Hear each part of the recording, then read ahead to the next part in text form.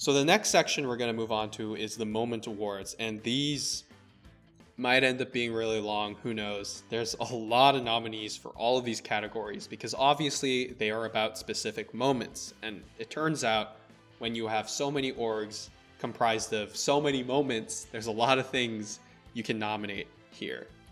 And we're going to start with the most competitive category in terms of sheer numbers. There are 18. Oh, God. 18 different things nominated for Best Funny Moment. And I gotta say, a lot of these are pretty funny. Although I think there are levels to the funny. I think there are things that are kind of funny, things that are super funny, and things that are over the top hilarious. I will remember this forever funny. So, I don't know. Do you guys have anything that really stands out to you among this giant list? Do you want to get narcissism out of the way? We can get narcissism out of the way. Yeah, go for it. Go for it. Okay, so this is the Genius the Champion, which is an org based on Culinary Class Wars, but with Genius games. Whatever. So Marcer and I are in the finals. After going through, some less than stellar designs. That were almost great. They were almost great games. They were conceptually great games that just needed some tweaking in terms of balance. For it to fully work. So we go through that hell. We make the finals together. We play out game 1. I win game 1. He wins final match 2, which was also fucking grueling. It took 3 hours or some shit. It was also a game that was named after me. We played Super Marcer Party, so I kind of felt like I had to win. But Marcer and I, when we made finals, we were just before we even played game 1, we Marcer was like, hey, do you want to just fucking boycott finals as a bit? We'll play one game just to respect Goldie. We'll play one game for real, but after that we'll just do this bit where we boycott finals. I win game 1 and Marcer's I don't like losing, we'll play game 2. Oh I my lose God. game 2. Marcer. and then we go, alright, now we can do the bit. So we schedule final match 3. The scheduled date arrives, and we're supposed to play it out. It's this game called Thwart Omega, where you place stuff on a board. Usually it's a grid, right? But we're just let's see the board, because it wasn't specified that it'd be a square grid, and sure enough it wasn't. It was a pentagonal grid. We went, fuck this, we're doing the bit. And so we do this elaborate fucking speech that we whipped up 10 minutes before. That involves the word shambolic. Oh my God, yes. We ramble about time and about years lost and all this philosophical shit. And then we, in fucking bold, big font, go, we boycott final match 3 of this shambolic org, or something to that extent. And then Goldie, what a fucking champ, goes, if you guys sure you want to do this? If you really want to do this, then I'm all for it. God, honestly, this org was hell to run. What a fucking champ. Goldie was a real one. Oh, and then Gold says, okay, since you guys co-won, I'll make Uri Quack second place, which is the reason why that half exists. Yes. We threatened to boycott the finals unless we were declared co-winners. We do the Hunger Games. We do the Hunger Games, and it works. President Snow steps down and says, all right, you got me, Katniss. So. Also, just to put this on record, if I was about to win final match 2, I would have just been hey, I don't think I can win. I forfeit. And then we would have brought it to game 3 and done the bit anyway. Yes, but to be clear, both FM1 and FM2 did just play out. We just played our hearts out. Yeah, we gave it an honest effort. Yeah, it turns out I am better at puzzles than XNimus or something. I forget. I won a bunch of the mini games, I think, and so it was. Yeah, and it's difficult for X to. The best thing about this is now you can combine this win with your Genius Game 4 win to make one full win. Okay, I just want to defend myself.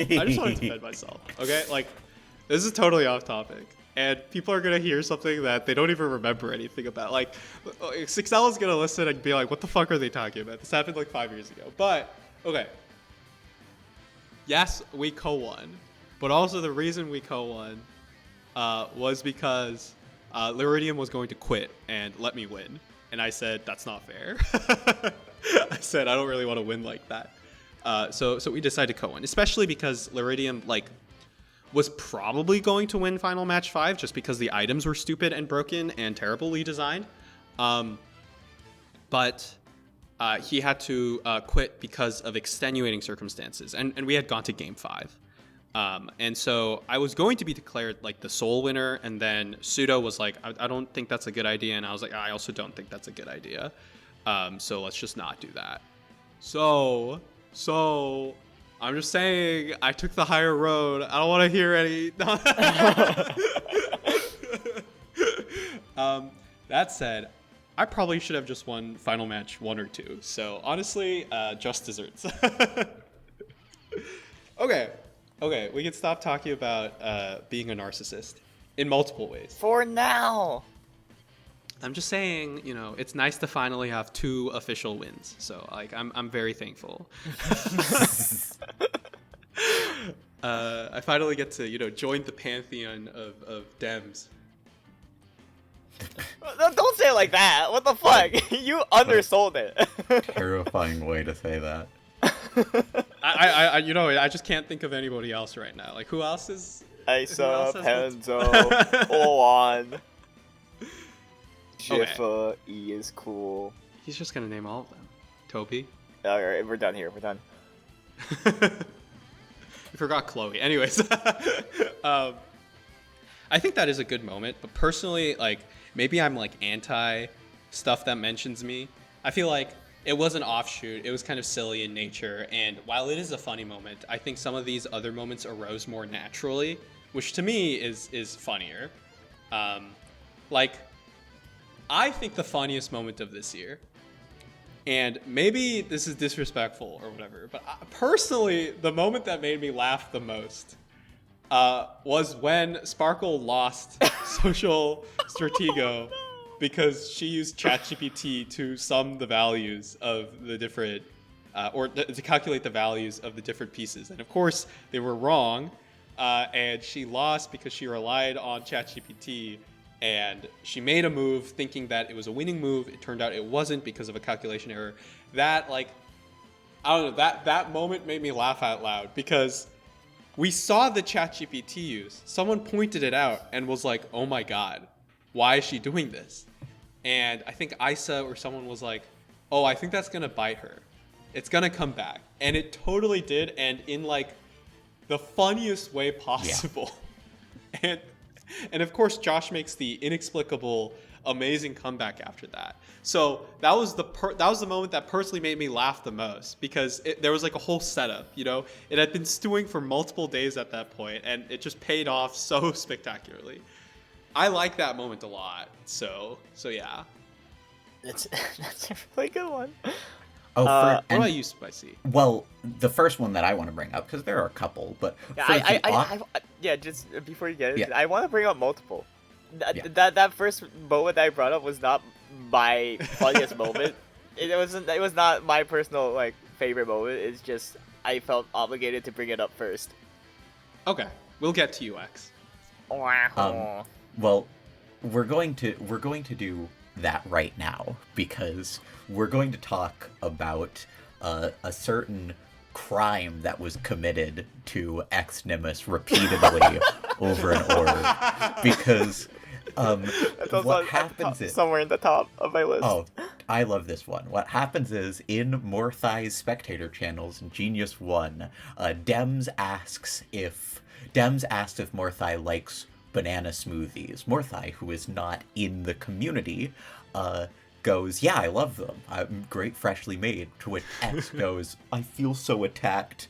Don't worry about it. I'm fine. And then Morthai is like, oh, I'm sorry. I didn't mean to offend anybody. And once he knows that they're joking around, he sends a picture of stabbing a banana.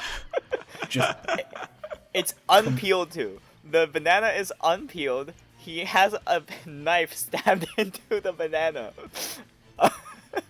completely brutalized. And then, throughout the rest of his time in the org, he repeatedly sends images of him increasingly violently destroying bananas, including with multiple knives at once, a meat tenderizer, a torch, a flamethrower, and then to cap it all off, he introduces this crime to the next generation when he feeds his kid banana. It's so good. I cannot. Okay. Like, I'm going to break character here. Like, I cannot recommend enough. Like, fucking join the Genius One server if you're not in there already, and check Morthai specs just to see this. The fucking. You know what? I'll flash it all across the screen. You right know what? Future Sure. Marcer will edit it all. No one has to join the server now. Cool. the escalation and what he puts in as well, like when he shows a banana flavored milk and captions it with "they invented new ways of torture," which is insane. Oh my god. It's just great escalation, great, Yeah, and it was always fun to go into the server and see it in Starboard and being like, oh my gosh, a new version. I didn't have to go out of my way to look at this. I got pinged like for pretty much every time.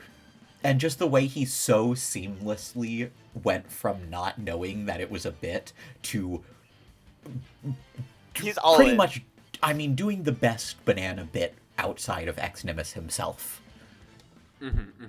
No, this is just way better than anything I could do. Where was this in Best Rivalry?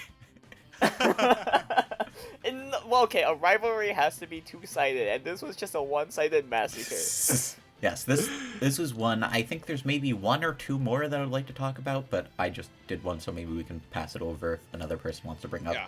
XNimus, your turn. All right, my turn. Popcorn. Okay. Yep. Also in Genius 1, Sleepy's true identity is revealed. It's so good. Give us the backstory. Okay, so this dude named Sleepy applies to a few Genius orgs. It applied to Code Redone, got rejected because it had no info on this person. Complete random. No. I said they were very suspicious. Yes. I caught them lying, in fact. They were caught lying. They also applied to Cosmic Banquet, which then they were like they said in their application they didn't have a mic. Wait, and this was a live voice chat org. So we also cut them from Cosmic Banquet. They applied to Genius 1, and this time the hosting team was told this person is an alt of someone that we know very well. So they got in. They got in Genius 1 because this time we knew who they were. You know, they play the org normally. They make a few, like, you know, silly comments. Just their general vibe was so laid back. Sometimes they'll say something, like, ridiculous in just, like, proper punctuation. And it's kind of funny. And then Goldie. Bless Goldie. In Spectator Lounge, he goes, like, Sleepy's my goat. I love Sleepy. They have so much aura. And like, I think there were like a few comments being like, I feel like this person knows a little too much Genius lingo. Have they been around the block? Or, you know, so something to that extent. After the org ends, Sleepy posts in the Speeches channel a video. And in that video, it's like a compilation of like every like notable mention of Sleepy. And it cuts to like some screenshots from like our general like hangout server JGR. Also Goldie just being like, I hate blank redacted. They keep bullying me. or like Sleepy being like, my favorite Chainsaw Man character is Asa. And then like a screenshot of like the person whose alt it was saying basically the same thing in another server. And then more screenshots like Sixella just being like, oh yeah, I mean, like, I declined applying to this duo org with this random person that I don't know. And then it turns out the person behind the mask, it was like a Mask Singer moment, a Mask Singer reveal moment. It turns out it's Spades, someone who has played the Genius years ago. Someone who's very active in our Genius adjacent hangout server. Spades this whole time. The funniest part is absolutely the contrast that she does. Also, she played as a man. Oh, And I yeah, asked yeah. and she was Like, what? Yeah. Application form, what are your pronouns? He, him. and so I asked, and she was like, "Oh, I wanted male privilege."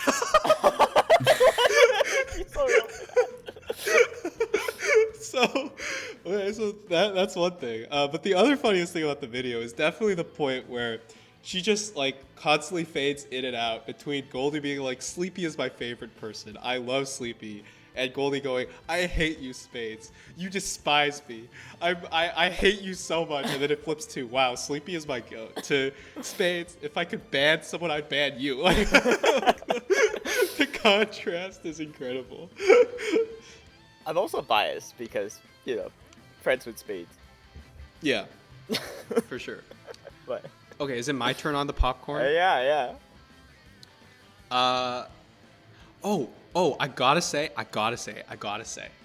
So, just to give some context, Apple ends up being elimination candidate in an episode where pretty much everybody she would want to DMO is immune, right? Like the entire opposing alliance is safe. And so she's stuck between DMOing like all her close allies. And so she chooses, after some consideration, okay, I think the one person I think I can beat and the one person I think I am least close to is you, Brad. And so we get Brad versus Apple in the deathmatch. And Brad is obviously very upset. Brad is like, "Hey, I thought we were allies. I thought we had a thing going together." And Apple is like, "Yes, we did, but I care about everybody else more." And Brad's like, "Okay, I see. The line has been drawn in the sand." And right before the deathmatch, I think like a day before the rules got announced or something. So Brad is a teacher. So Brad teaches, I believe, elementary schoolers. He posts a video of him in his classroom. You can hear the kids talking in the background during some sort of like break time. He looks at the camera menacingly, and then his right arm enters the frame, and in his hand is an apple, a crisp Green apple. He stares dead into the camera, takes a giant bite out of it, and then nods at the camera, and then stops the recording.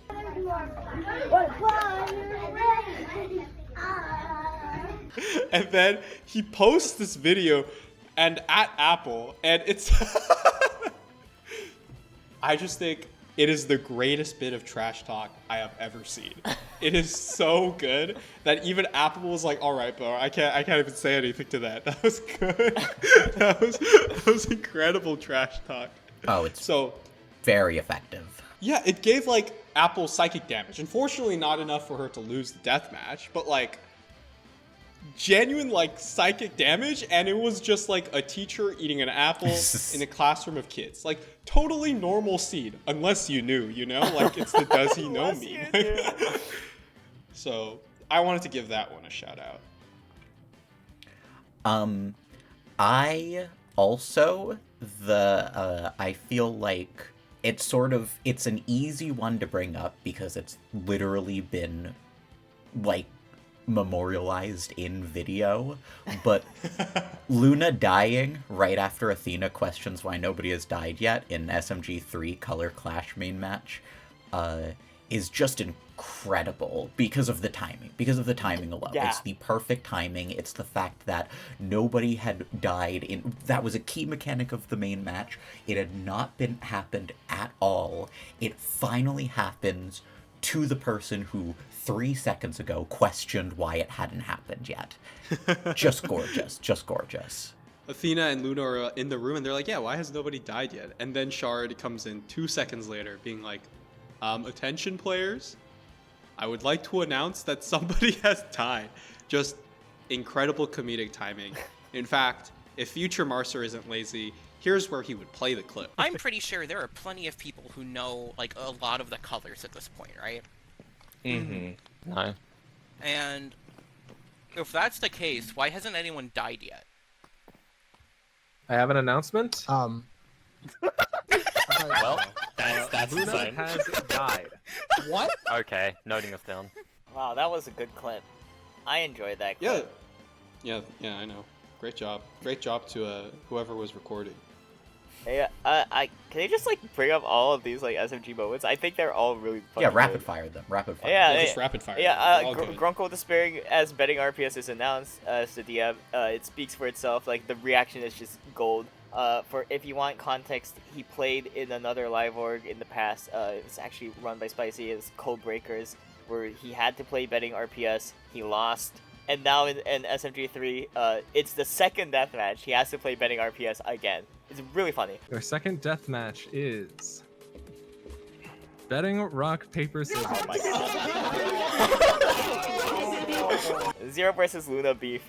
Zero had a tendency to just be like a little too affirmative when like making plans. Like, you're gonna do this. This is what we're gonna do. And Luna just seemed to be kind of done with it. So Luna tells Zero like, stop talking. To which Zero immediately snaps back and goes, you stop talking. Proceeds to like fucking go hard on Luna. Like, this is a social game. It's what you're meant to freaking do. You're doing this exact same thing and you're calling me you shit like that, right? She like digs deep into Luna, and not even Luna seemed to expect it.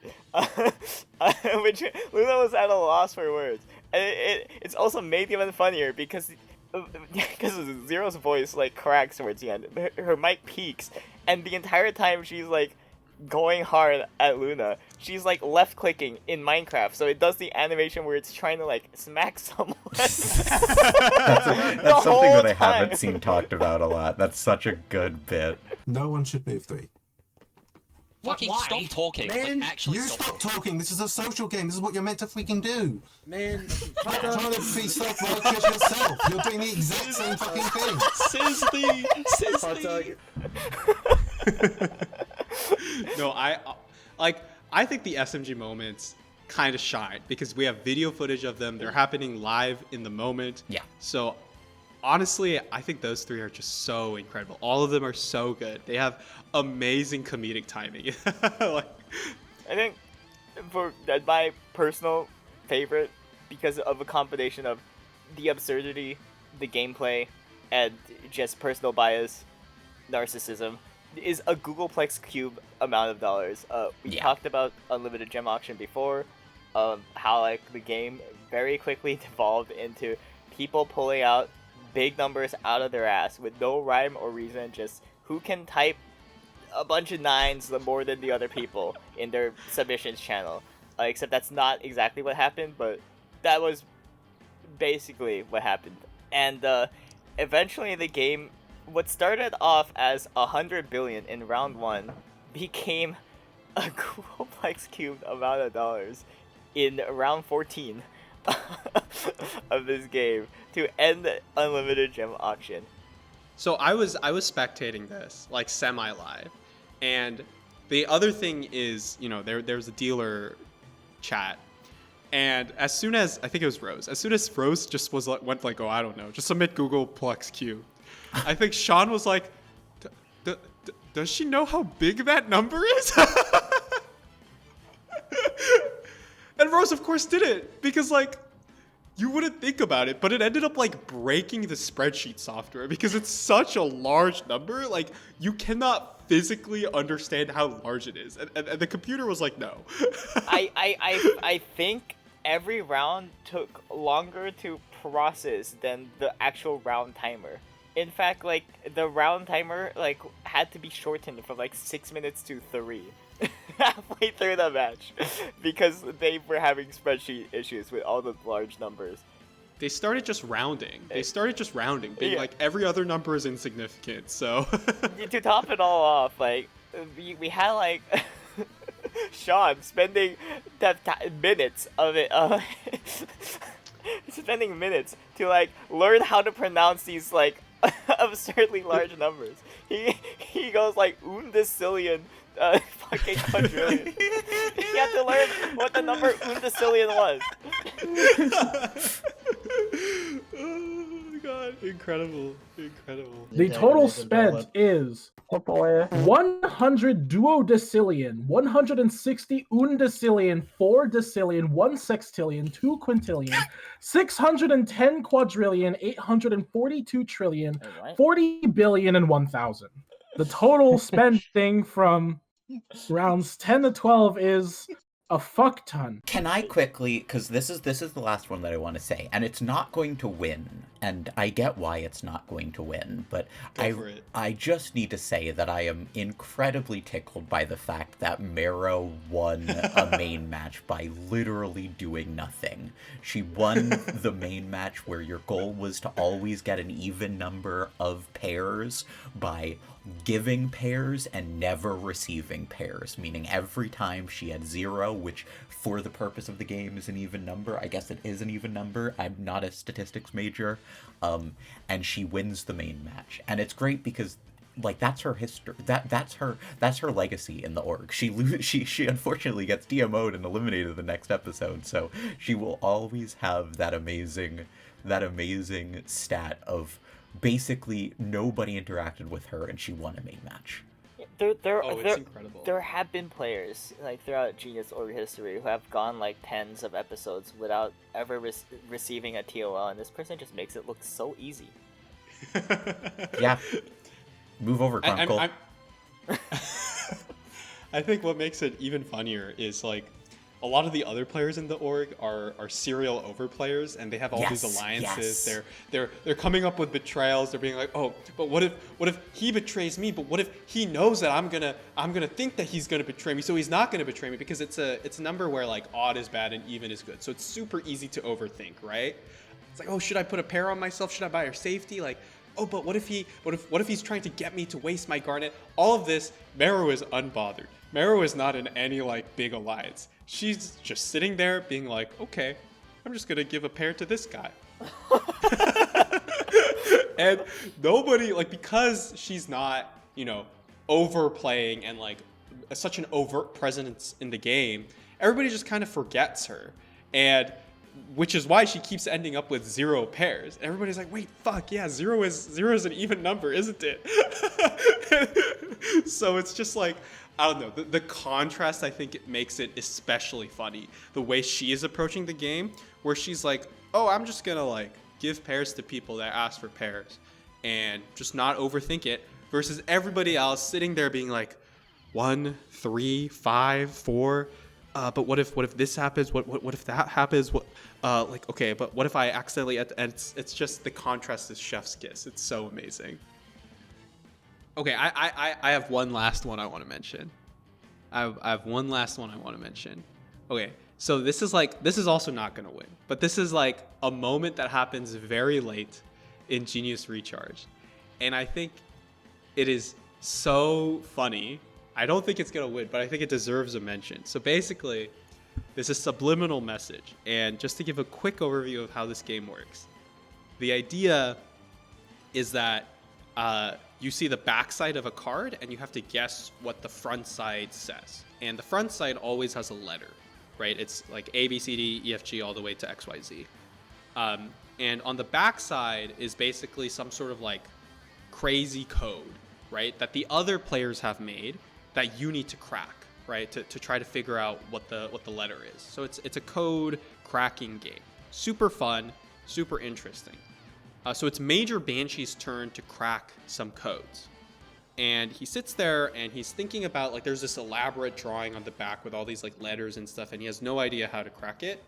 So eventually he decides that his strategy is going to be, okay, I'm going to spam one letter the entire time, and eventually I'll be told I'm correct, right?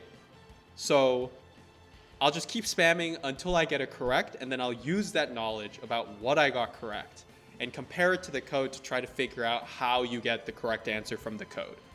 So he chooses that he's just going to spam I. Random letter. So Charge shows him the backside of a card. He says I. Incorrect. I. Incorrect. I. Incorrect. I. incorrect. I, incorrect. And then inexplicably, for no reason, Major Banshee is like, oh, okay, I'm bored. Like, clearly this isn't working. Is this P? And Charge, of course, says incorrect. And then for some inexplicable reason, he goes, okay, well, I know I strayed with my strategy for 1 second there, but I'm going to go back to guessing I. Incorrect. I. Incorrect. I. Incorrect. I. Incorrect. Because it turns out the exact card he decided to say, okay, I'm going to get spicy and guess P, was the I. That was the one card that was the I. I have no idea why he deviated, but he did, and so we got no points. Like, I don't get it. I don't get it at all, but it was so incredible to watch live. I just like, why? Why did he do that? It's like the kind of shit where like I would cheat an org for. Like I would like alt in an org just to content farm like this, you know. Except like I would assume that he didn't cheat. And it's certainly not to make himself like worse off in this main match. No, I think mean, he ended cheat. up. Yeah, I mean, he ended up, like the scores ended up being really close. So That's true. it could have made a difference. It's just like, oh, it feels like I thought in the moment I was like, oh my god. I feel like I'm watching Lee Sang-min play. This is something Lee Sang-min would do. He would just randomly change his letter, being like, oh, I feel it. I feel it in my bones. And then he'd get it wrong, and he'd be like, okay, I'm going to go back to my strategy, and it's all going to backfire. I was like, what is he doing? What is he doing? But I needed to mention that one. I wanted to give people the context for why that moment was so incredible if you weren't there for it. I think we got through all the big ones. I think small ones include KJ and Peter getting kidnapped. That was pretty funny. It was pretty funny. They cast reveal happened. They got casted, right? But they weren't informed that they made the cast. So they just joined the server to spectate. Yeah. They joined the So server good. out of spite. They're like, oh, I wonder which loser got cast instead of me. They got cast, and they're like, what the fuck? We were not informed. I mean, it's funny because the eventual winner is one of them too. Like, It's Techno getting outplayed with air quotes. okay, to be clear, that is a wheel. That was a wheel. Yes. That's why the outplayed is in quotations. It's final 3. We played like two separate matches. And each match would like give you a token. Where like the third player with no token would just be auto eliminated. One of the matches was like this robot programming game, this robot fighting programming game where you're on a hex grid. You have robots. You send commands within like a certain like a limited number of steps, and then they would fight for like 100 turns. And Goldie processes these manually, so she did not realize Oh how my God, I how forgot about daunting of a that. task Oh. processing 100 individual turns by 3 players one by one would be. So this was a first player to win 2 matches wins the token format. We all won one match each, and then for round 4, Goldie was like, "Hey, can we just spin a wheel?" All 3 players agree. That is like substantially less effort and waiting time. She spins a wheel. Techno does not win the token.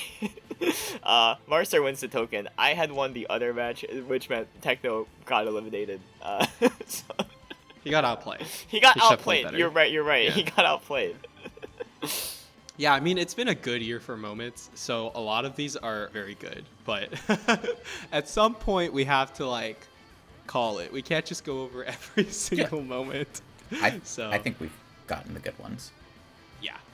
Almost Alright. all of them, to be honest. But We're going to move on to a category that has substantially less nominees, but Yes. it's kind of the other side of the same coin. We have best emotional moment, the best catharsis, so to speak. So I think there's like an obvious kind of front runner to me. Yeah. Do you guys agree? assuming we're talking about the same one. Yes. Yes. Yeah, I- I mean, I think... What are you laughing about, X? No, I can't believe this got nominated. Don't worry. There's an obvious front runner. Yes, the obvious frontrunner, I think, is Amy winning her first official deathmatch, right, guys? Yeah. Yeah, because, I mean, I was there for that moment. I too was there for that moment. I think it is such a... It's hard for me to phrase this. Like, There's years of buildup. yeah, this is something that I personally know that Amy has kind of struggled with, right? Not in the sense that, like, it like, was awful for her, but it definitely does hurt a little bit that you see that fat zero or whatever, that you've never been able to overcome a 1v1. Like, it does, you know, wear on you.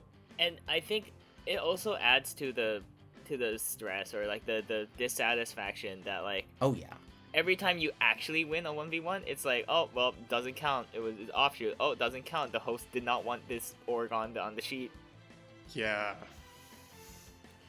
So, it was really tough for her, but to win and also win convincingly against a good opponent, right? Yeah. Yeah. I think it validated her a lot, and there was like visible emotion that was pouring out even from her like little Minecraft character, right? Like, I think I don't know, I think it's just such a heartwarming moment, and I think it is the type of moment the award is made for. Yeah, like this was the episode after I got out, so I was watching from the grave, and like the person she beat, Sam, was actually one of like the top people I was rooting for, and Amy, like by comparison, was I was still rooting for her a good amount, but like she was one of the people I worked with the least, like out of the reigning cast. And even after that, I was like, damn, yeah, I'm really happy for Amy. Mm-hmm. I think it was a moment where everybody was super happy for her. Like, it was a long time coming.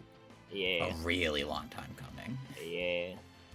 Yeah, XNimus, you want to talk about what you were laughing at? I have a suspicion.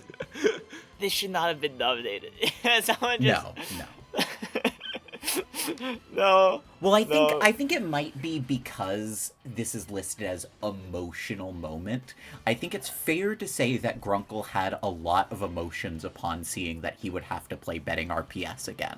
That was not what I was looking at. No, that was not the one we were thinking of. I mean, I agree But, with you. I don't yes. think Grunkle Despairing should be there either. Shit! I look like a fool! I mean, my assumption was that X was being narcissistic. I was, in fact, being narcissistic. Okay, kind of anti-narcissistic. This is not... This should... I don't think this should be here. Well, like, it is true. It is something that happened, right? Like, It is something that happened. The hosting Cosmic Banquet was hard. It was exhausting. But I don't think that should be here. It's not even a moment, I feel. You know, it's just kind of... No, it's not really a moment. It's something that, you know, was taking place over weeks. Yeah, it's just every week I would be complaining about like how like we'd have to design a match with limited time and stuff. But I mean, celebrate Justin winning. That's the best thing that Cosmic Banquet provided. Hey, I think there were a few good games in there too. I mean, I think we can talk about this more when we get to a later award. But I loosely agree with you that like it is. I mean, I think it speaks to how much effort you put into the org, and I think it speaks to the fact that people recognize the work you especially were putting in. But no, I do not think it really is a moment. Yeah. Although I do think it is nice, at least personally. I don't know if you feel the same, for like to be like, oh, so people, like, it's kind of validating to some degree. Yeah, that's fair. That's fair. Yeah. Thank you. Yeah. Whoever nominated this also. But it's also kind of a meme. All right. I will say, I mean, Spicy, you should go back to talking about the Grunkle one, because I agree with you on that one too. Oh, well, I just think... Because for me, I think that the more interesting ones are where the emotion is a positive emotion. So I think especially... Because I think also Sixella reminiscing about her growth over the season... Although that one doesn't stand out as much as the other two that I'm going to talk about, I still think it is a big character moment that was very cool.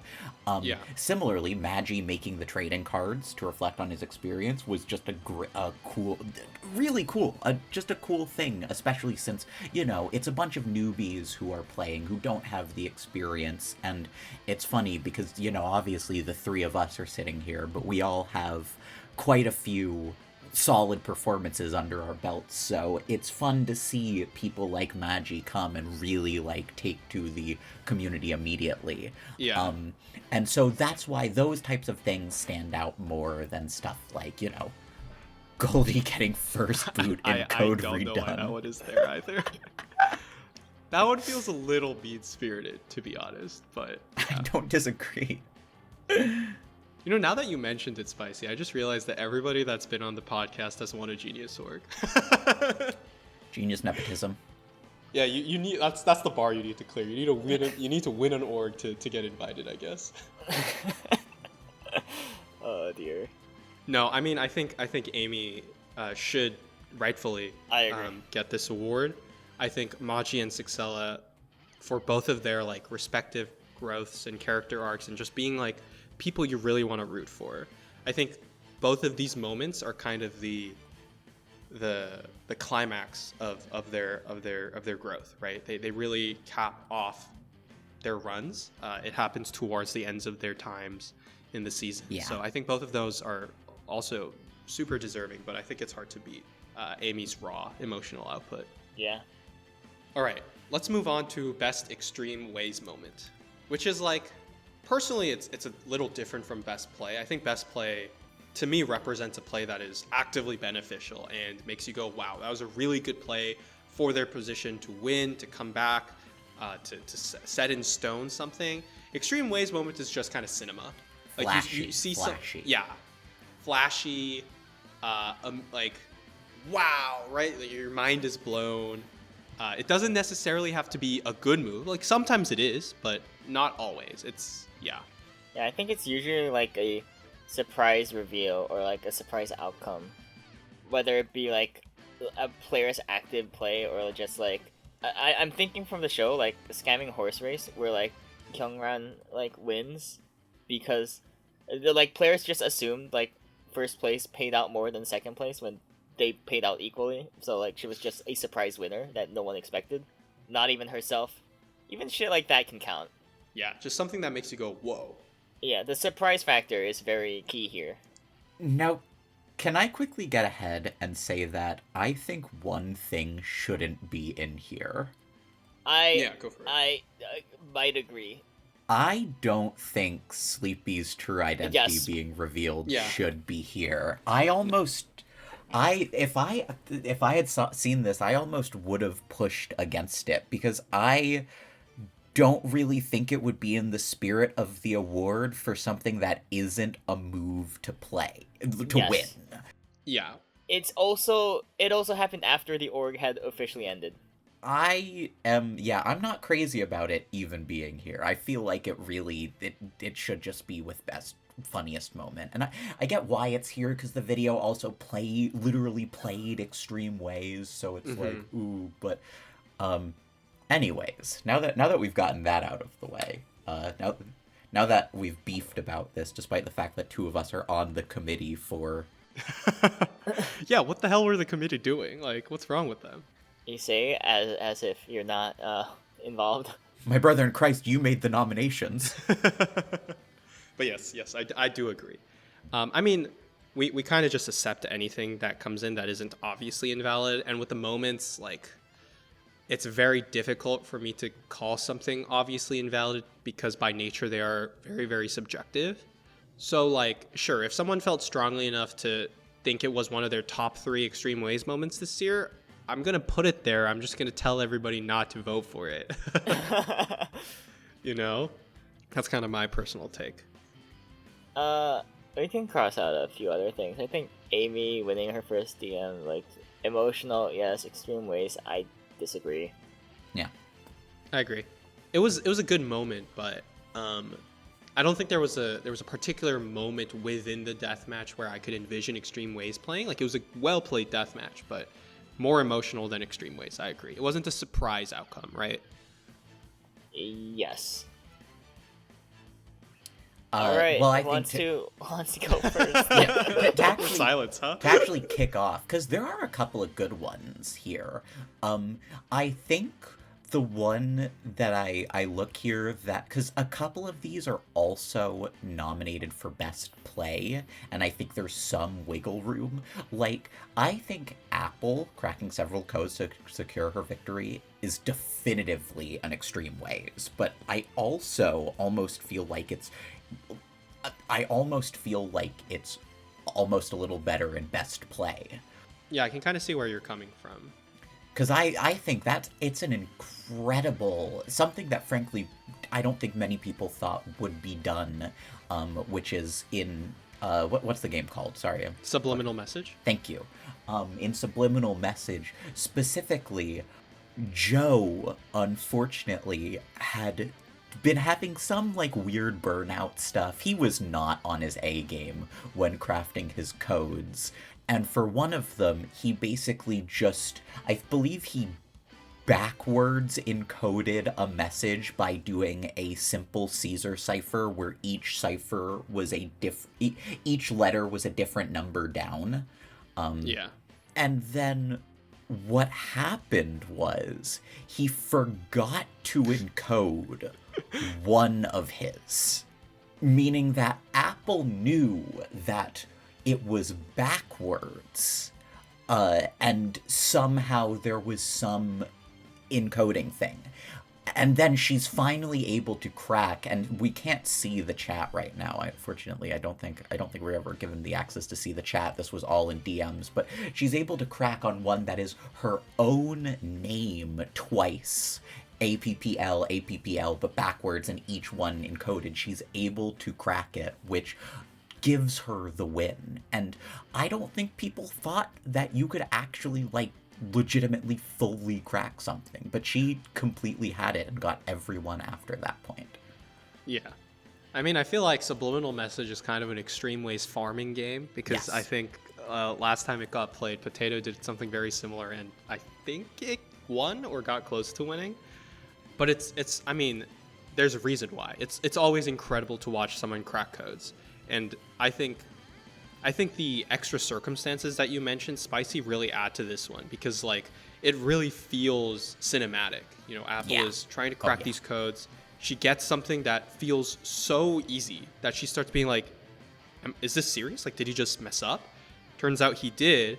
So she's one step closer to solving it, and that's all she needed. She cracks the rest of them, like, so easily. It was incredible. And obviously that gives her a pretty sizable lead on the other two players, and she makes her way to finals in a game, honestly, that I think, you know, if you think of Subliminal Message, I don't know, like, personally I thought this was a game that Major Banshee would be really good at, and, like, he did the worst because he was kind of, you know, a little lazy with some of the codes and stuff. So yeah, I thought it was just incredible. XNimus, you got anything? I don't know that many moments. I only know about the Sixella thing and the Justin thing. We've already talked about the Sixella thing. I can talk about the Justin thing. Justin, this is a game where people can pick rooms, and depending on what role they have, they gain points and whatever, right? It has a blocking mechanic where you can pick a person to block from entering a particular room, and if that person attempts to enter that room, they go to the room to the right of it. And there was this plan in the main match. Like, a group of people agreed to all block, like, a specific player or something like that. Justin does not follow that plan. Someone did not expect to lose. Proceeds to proceeds to be a crackdown of, like, just an interrogation on what the hell happened. Justin lies about what he did, just blatantly lies, I'm pretty sure, and then proceeds to not get blamed for for his actions. He does not go punished. He does not get DMO'd. This is, as far as Justin is concerned, a win considering how pretty bad his role was. I don't know if it's like extreme ways. Like I think it can be extreme ways depending on how you edit the moment. Yeah, I can totally see like the show, like just like if it were on the show, like you'd get a confessional from Justin being like, man, I should have been picked there, and then exclamation mark shows up on screen, like the music stops, and then there's like a flashback in extreme ways, and it reveals like, oh, Justin didn't follow the plan and he had lied, or that's probably how I'd go about it to make this an extreme ways moment. You know what I think? You know what I think from hearing that? I think this isn't an extreme ways moment. I think it's a bangarang moment. Yeah, I think this is yeah. a bangarang moment. Actually, good I agree. point. Yeah. I agree. It's just like it feels at that it feels a little nitpicky to like kind of Oh, differentiate. totally. Are you kidding? But I do agree. This is more of a bangarang mode. I do it reminds me of like the Sangmin like Garnet like stealing shenanigans.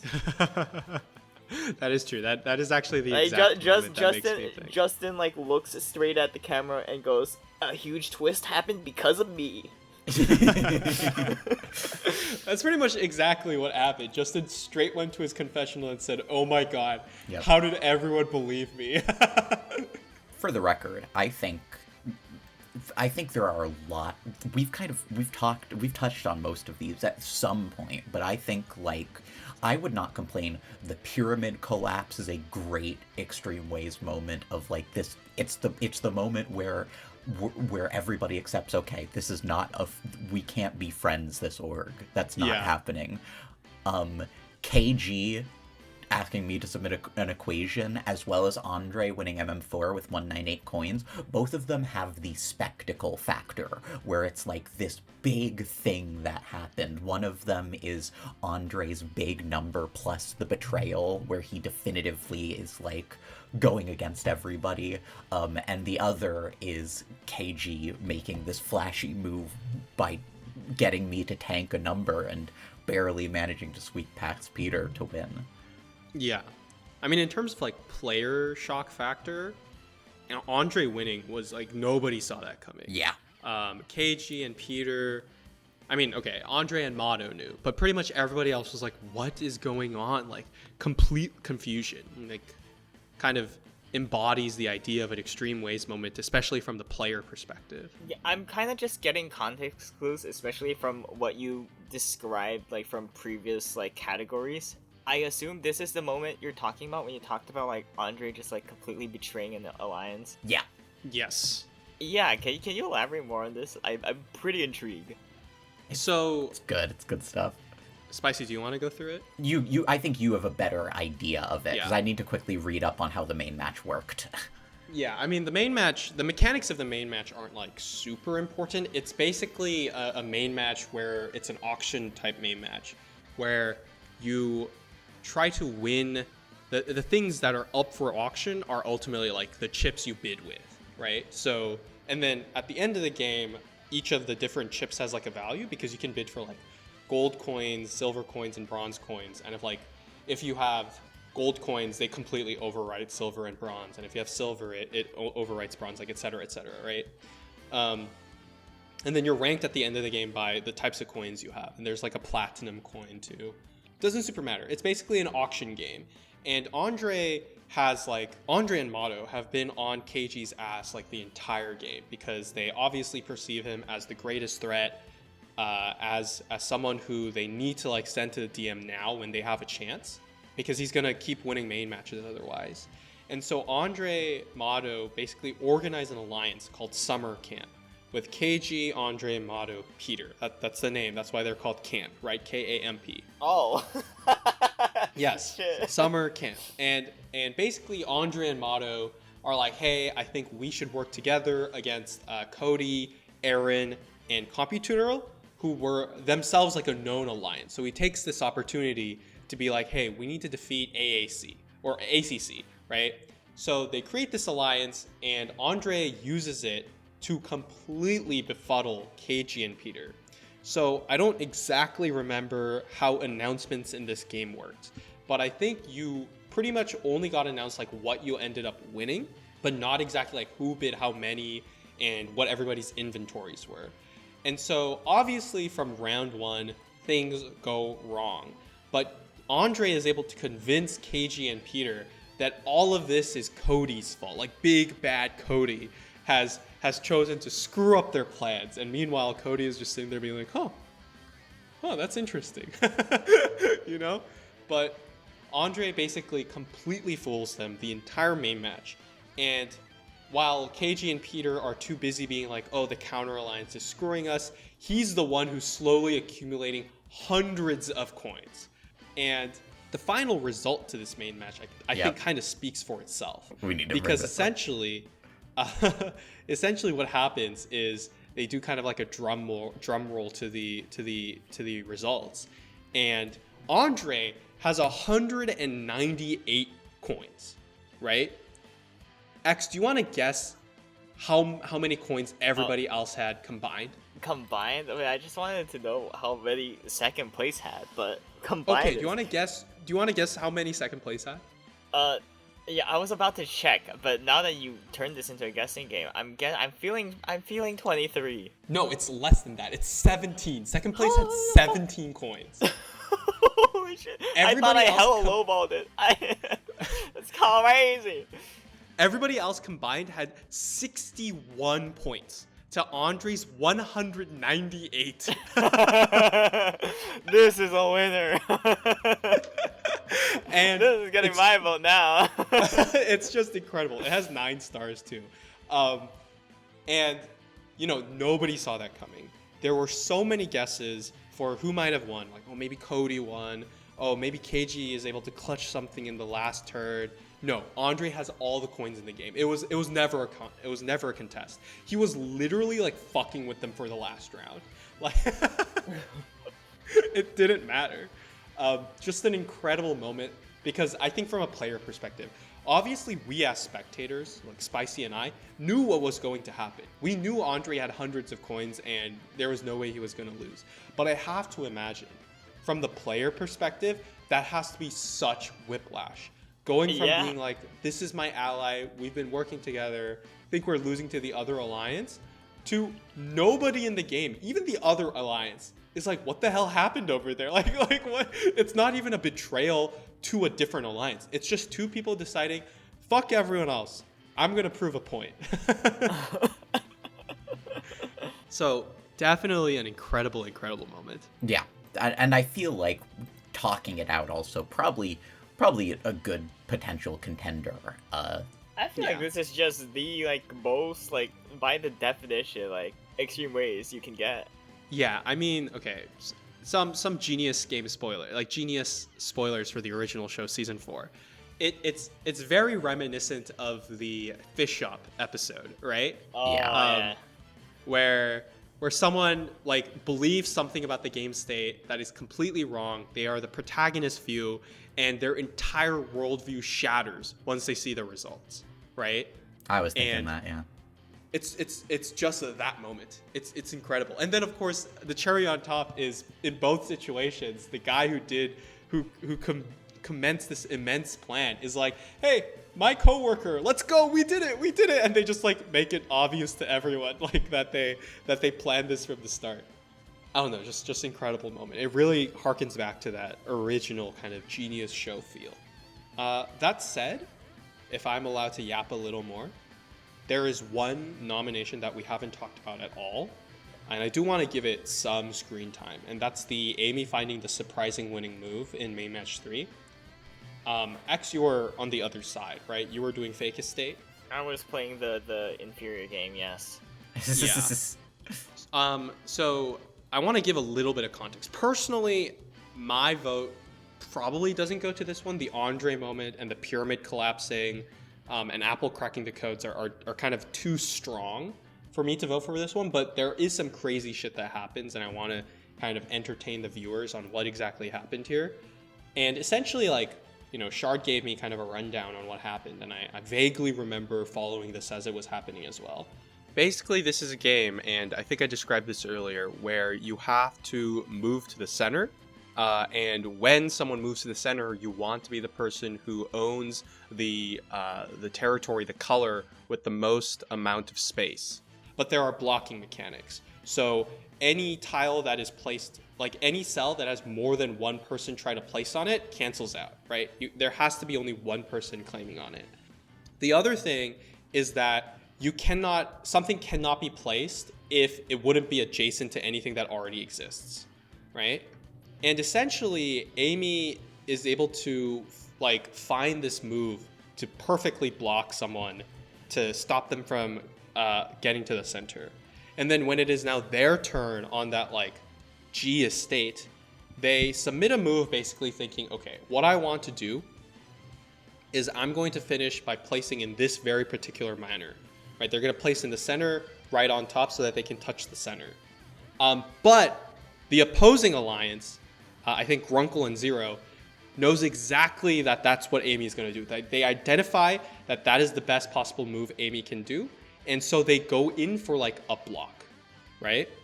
And so, to be clear, Grunkle and Zero are able to successfully block Amy's plan that she was building with Luna to be able to go to the center. But there's another person in the equation here, and that person is User. And what essentially happens is User places in such a way that Amy is able to chain off of Username's move and end the game on the spot, such that none of the different parties, Grunkle, Zero, and Amy, Luna, and Username, none of them can really predict that the game is going to end specifically in this manner. Obviously, Amy wanted the game to end because if the game ended there and then she is the one who wins. But her move is successfully blocked by Grunkle and Zero. It's just that Username places in such a way that Amy can chain off of him, and then that grants them the victory. And it's ridiculous, but here, if I show you the photo here for a second, the turn situation at the time, you can see that in the middle, the A's are the piece that Amy put down.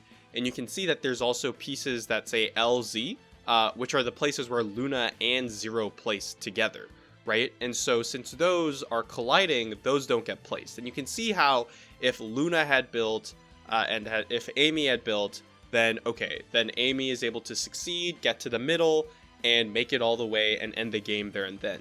But because of Zero and Grunkle's blocks, it looks like Amy's piece is detached from the rest of G. And so nothing else happens, G being the purple space.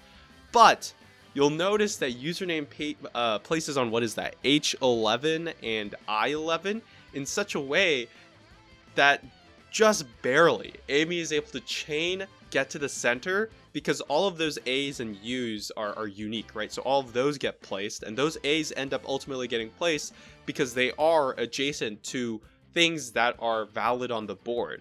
In this case, Username's placement here. And so suddenly, Amy is in the center, the game does end, and in an extreme ways moment, Amy is rewarded with a token of life, doing a chain move that even the host himself has admitted he didn't know was possible, that Amy could win in this position. So that's that. I just wanted to give it some spotlight because it's the only one we didn't talk about, and it felt kind of bad. Thank you for breaking it down for us. Admittedly, no offense to this moment, but I think streamways are a little harder when you have to break out the whiteboard and explain how it's in streamways beforehand. But I'm glad that it got a moment. Here. Yeah. I mean, personally, I think the Andre and Apple moments are so difficult to top. And of course, the pyramid collapsing too. But it's a good moment. I think it deserved the nomination for sure. Okay. Let's move on to best quote. Just the best quote this year.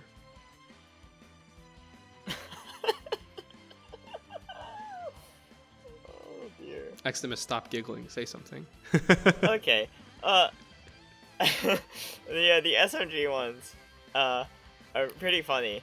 I'm also surprised that you went with Genius Tomorrow instead of Genius Today. Although Genius Tomorrow is also like a quote that would constantly happen in like basically every Genius org, and in the org hub. Yeah, and then she started cursing it. Like everything started getting canceled. Yeah, so for context, like every time there's like a deathmatch or like a significant event, like oh we're gonna release like sign up dates or cast reveal or something like that. Goldie would the day before, the night before, time zones are weird, would just be like Genius Tomorrow, and then on the day of would be like Genius Today. It's very Goldie was like just like you did not have to mark your calendar. Goldie just fucking existed, you know? That was so yeah, it's definitely the most memorable to me. Like I could just like if I like there so much shit has been said by so many people. Genius Tomorrow or Genius Today, it's just really simple, really easy to remember. And it's very repeatable. Anyone can fucking say it. But Goldie is the only one who does. It probably gets my vote out of principle.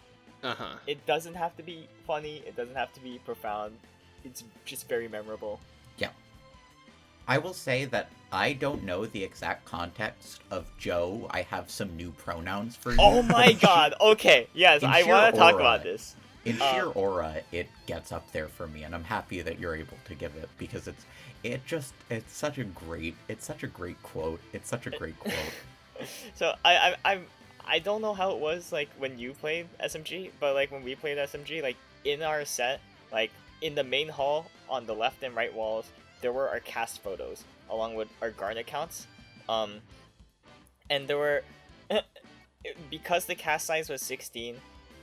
There were 8 photos on each wall, and within each wall, in the left half of the wall, there were 4, and in the right half of the wall, there were 4, right? And in one of the quadrants, in one of the wall cast photo quadrants, you had Amy, you had Athena, you had Luna, and then you had Joe. And like, if you're good at spot the difference, you will notice that one of these 4 is not a trans woman. And so, I guess according to this quote, Amy goes, "Joe, I have some new pronouns for you." So I have the So this quote was submitted to the forum, to the committee. But it didn't have an attribution. So I actually had to scrub through like hours of SMG3 footage from Dems to try to find where this was said. Like I asked Amy, and Amy was pretty confident she had said it, but she couldn't remember when. And it also became like a meme. Like they started referencing it every episode, so it's a bit difficult to place like where it started. Anyways, I had to scrub through and I had to figure out where this was said. And the exact context of when this was said was, first of all, important to note, this was like the only part of the wall that nobody had died in. It was like the quote unquote like, oh, we're the strong people club, right? And ultimately all of these people did really well. Dems is looking at the wall, and Dems is like, one of these people doesn't belong here, because they had already been talking about like, wow, this part of the wall is so strong. Like, this is kind of an interesting wall. And then Amy and Joe are also running around, and Joe's like, yeah, I am the odd one out. That's kind of weird. And then Amy just looks straight at Joe and says, Joe, we have some new pronouns for you. That may take a while. One of these things is not like the other. Don't tell him! Don't tell him! You know what'd be funny? Oh, Joe, I have some new pronouns for you.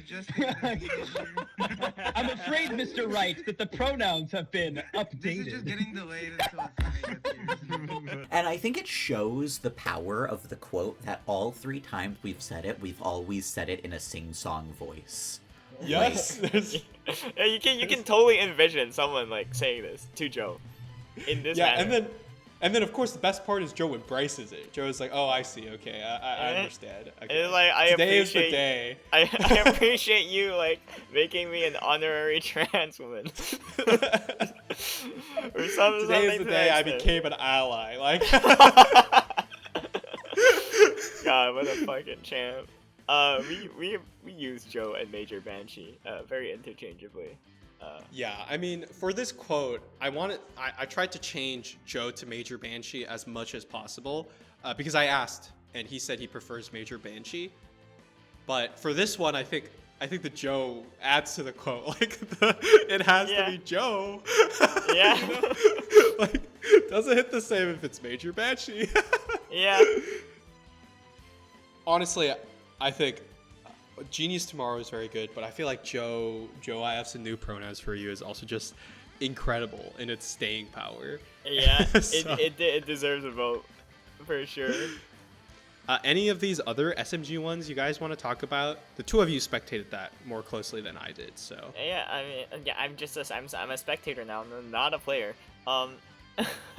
Why hasn't anyone died yet and you stopped talking or, you know, kind of covered in the funny Yeah. moments? I have a thing for maids. It's just something. Can we even talk about this? Is this even, safe for work, X? No, I don't think we can. There's children listening. Brian is listening it's to just this a podcast right you now, don't man. need context. It's just a crazy thing for someone to say. Okay. It is a pretty. In the context of a Genius org. Well, I think it is also. I mean, okay, the minor context that maybe a viewer needs is XNimus's Minecraft skin is a maid outfit. It's a banana in the maid outfit specifically. Yes. That's all the context I think is necessary. But it's funnier out of context.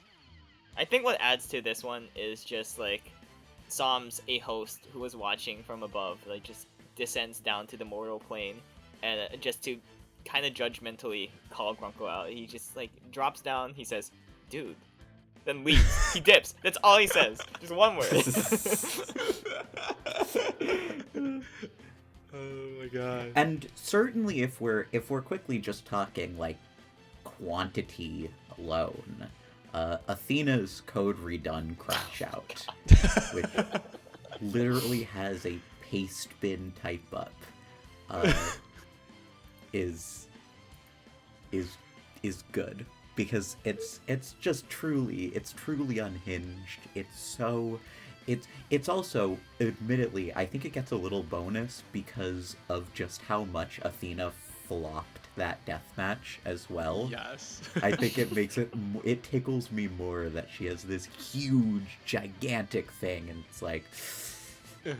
It's incredible. I like the little tangent she goes that, like, I don't know if anybody is going to read the transcript, the paste bin, but there's a section in the middle where she starts like naming Pokemon because she's like, I'm a normal type, and what do normal types have? They're fucking badass, Porygon Seed, the fucking rules, right? And then to diss, I think Amaranth or Grunkle, she's like, and what do fire types have, huh? What do fire types have? Chandelure, Darmanitan, and then she realizes, oh wait, yeah, those are some pretty good ones actually. Fire types. It's so incredible. Yeah, I'm reading this. Like, Normal's also very good. Normal is very high up there, and I know that has nothing to do with the fact that I'm gonna kick Grunkle's ass. I'm gonna kick everyone's ass. All your fucking behinds are gonna be fucking red and sore and fat. You can't sit. You're not gonna be able to sit. You're gonna have to. Two is misspelled as yo. You're gonna have to fucking sleep ass up, belly down all the time after I'm done with you. And of course, she lost by a pretty significant margin. It was not close. She also went up against Grunkle in an observation game, so at least two people here can relate to that feeling. Maybe you guys should just stop rolling observation games. Maybe Grunkle should stop rolling observation games. Well, he goes to the deathmatch so much, like. Yeah, it's bound to happen. But Yeah. but I don't. Why do I roll the observation games? That's fair. Let's move on to best meme. I don't know. It's kind of difficult. The way I differentiate best meme and best funny moment is best funny moment to me is like a moment, right? It's like a singular or like a few moments that are collected together that are funny. Best meme is like more of a thing that happens in general, like something that is repeated, right? That becomes memetic in nature. And in that sense, my personal vote for best meme, Genius 2 and Genius 3. Let's fucking go! Yeah, we can end this segment. We can end this podcast. It's done. I mean, okay. I'm a spectator, Spicy is a player, XNimus is the host. So I'm gonna let you two talk about Genius 2 and Genius 3 and like how it came to be. Yeah, I mean, Spicy can talk about but- 3. I can talk about 2. Well, X, you start, but then I have stuff to say. Yeah. Yeah. Okay. So, the org started. Typically in an org, like there's like, in most Genius orgs, the standard is just like people like have a draft, and that's like the entirety of like the spectator side game experience. It's a very simple draft, not a very complex scoring system to whatever. The org was just starting off. We were all in that high of like, yeah, like we started this org super hype for this org to get going. I asked Sam. I was like, hey Sam, I'm feeling very like funny. Can we like run like can we run a Genius org where spectators play and they bet on the players in the game, and depending on how the player in the game does, the spectator can earn a token or go to the deathmatch. And Sam is like, sure, go for it. So I make a Genius 2. Because I think I'm funny. Which is basically that. I posted, like, I made the channel. I said, hey, any spectators, like, if you want to play, like, it's first come, first serve. 13 of you, come in. Here's the format. By the way, all the death matches are a wheel spin. So, plenty of room to outplay people. All spectators get garnets. If the player that they are, linked with, like, earns garnets, you earn garnets as well. And you can spend those garnets to either influence, get priority in who you bid on, which player you bid on in main matches, or you can add like slices to your wheel during the deathmatch. Cool stuff. Because the name of the org was Genius 1, and I made this silly spectator side game called Genius 2. The natural like continuation to the joke is Genius 3. I how it came to be, I'm sure. You know what? We can leave it to Spicy. Maybe he knows. I think it might have been Gold. Okay, he doesn't know. Okay, so Toby. What? But you knew? You knew? Toby initiates. Okay. Wait, so you were just fucking with Spicy? I thought I knew. I like he was a player in Genius 3. I wanted him to talk about his org. Don't worry, I will have discussion about it. Yeah. Okay. So. Genius 3 happens, like, from my perspective, right? I go to bed, I wake up, I wake up and see, like, there's, like, people have fucking made a petition to, like, make Genius 3 happen. Toby, like, sends me a list of 13 players. He's like, hey, we want Genius 3 to happen. If it's too much work for you, I can do it. I was like, no worries, I got you. I start typing up a write-up, I make a new channel, and Genius 3 is, it's Genius. Genius 3 players can choose to bid on Genius 2 players, and if the Genius 2 player wins a token of life, you are going to the deathmatch. It is the opposite of Genius 2, where Genius 2 is Genius 1 player's success is your success. Genius 3 is Genius 2's player's success is your downfall, and vice versa. And instead of starting with 1 garnet where you build up from there, you start with 100 and you constantly lose garnets if your Genius 2 player gains garnets.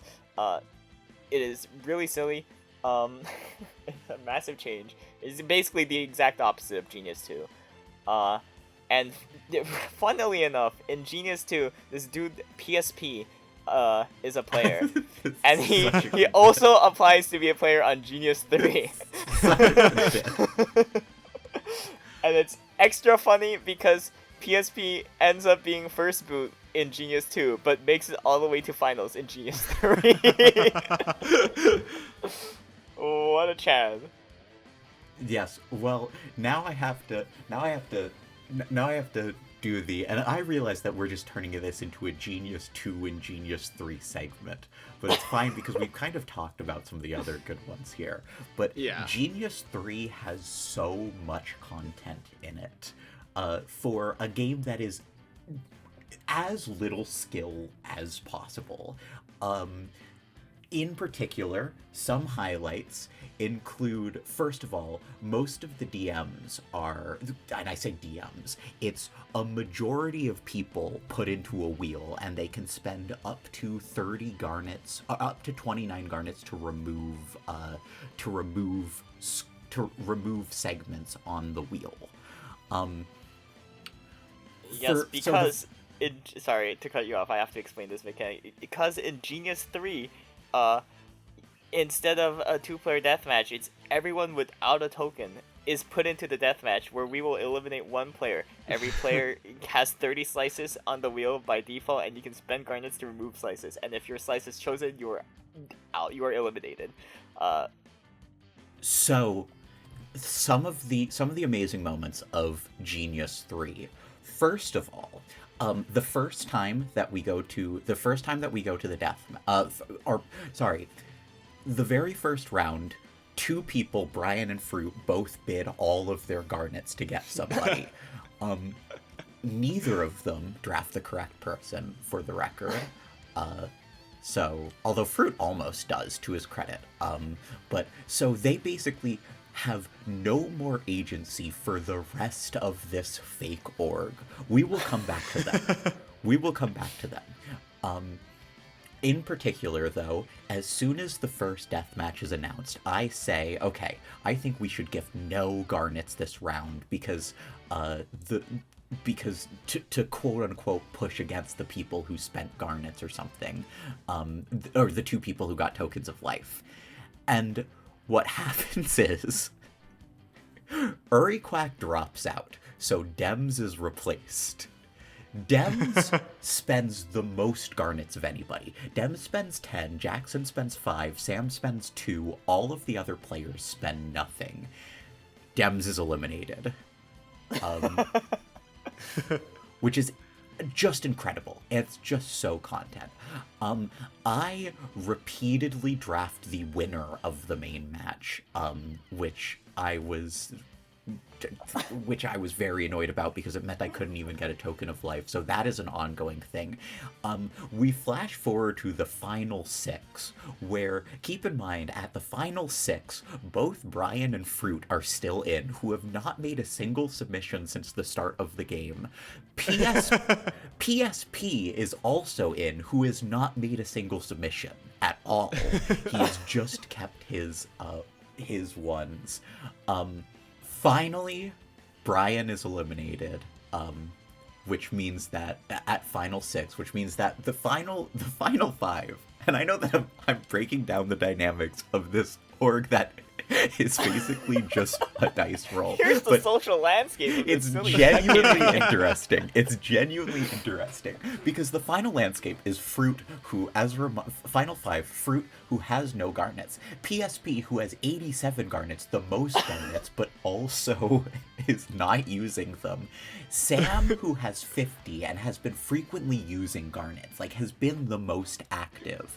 Myself, who has 57, and Toby, who has 68. So, at the final 5, I win a match. And, again, I'm sorry that I'm spending so much time on Genius 3, but... You're all good.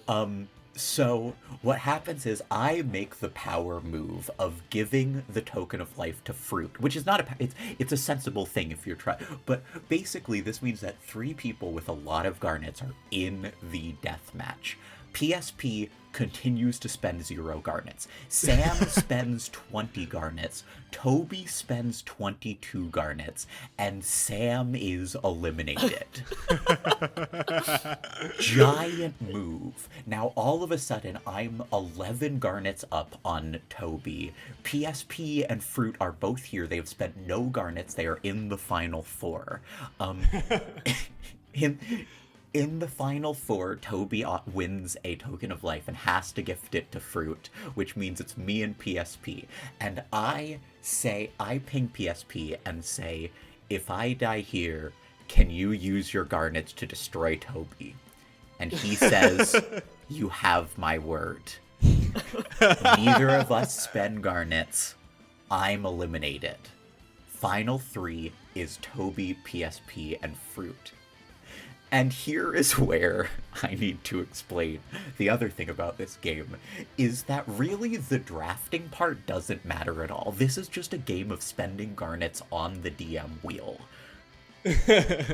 PSP doesn't know that, because he hasn't been doing it. And so he spends 60 garnets on the drafting part of the main match to draft the worst person of the 3.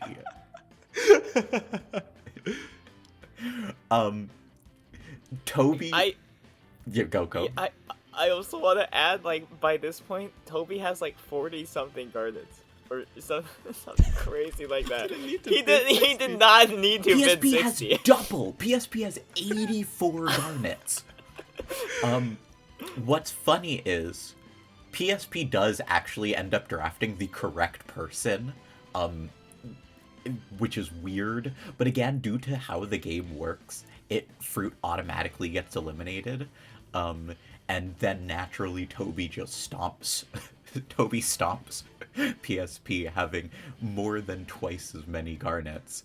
But it's so, like, there's actually a storyline in this stupid fucking meme org, where, again, the final 3 was one person who spent all of his garnets on the very first main match and never again, and one person who didn't pay attention at all.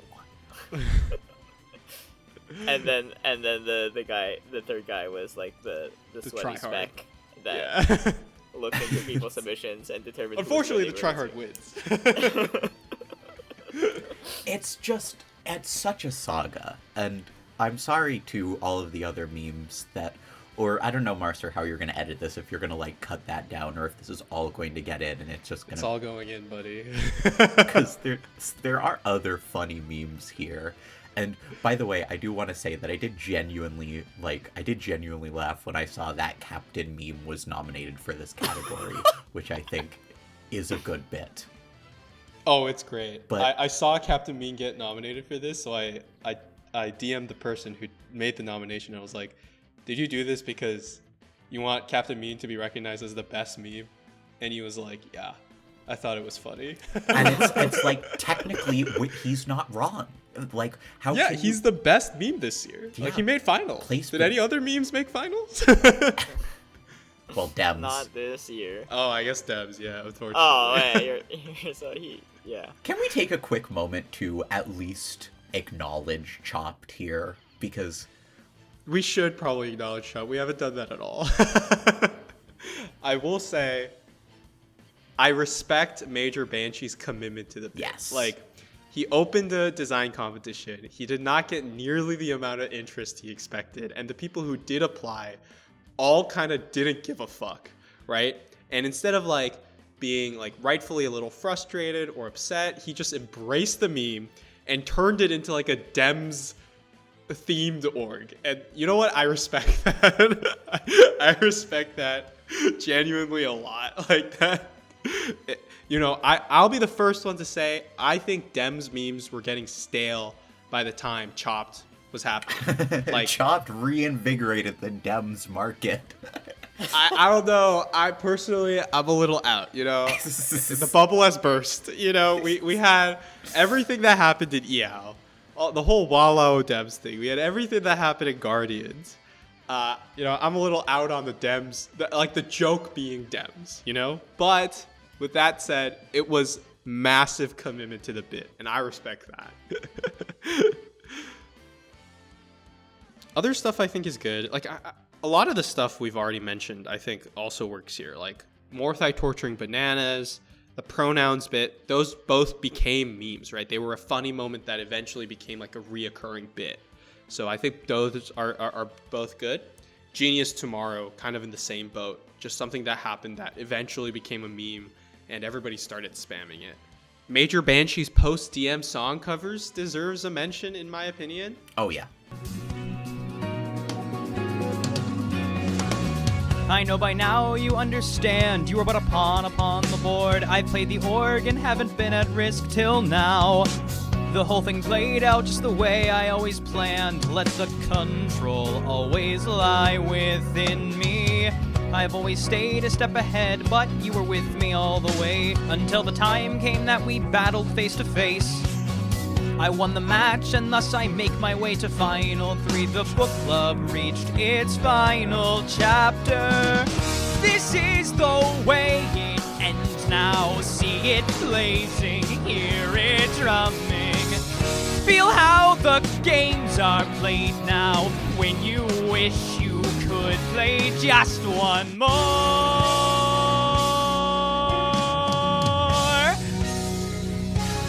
Just one game more.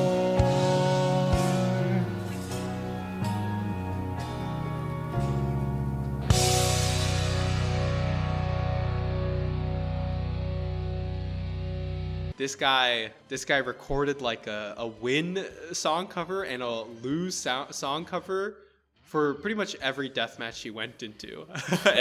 and after the deathmatch is over, he would post it. And it has to be like incredible rage bait. Like yeah. Sorry, Grunkle, but your Pack Watch GIF has been topped.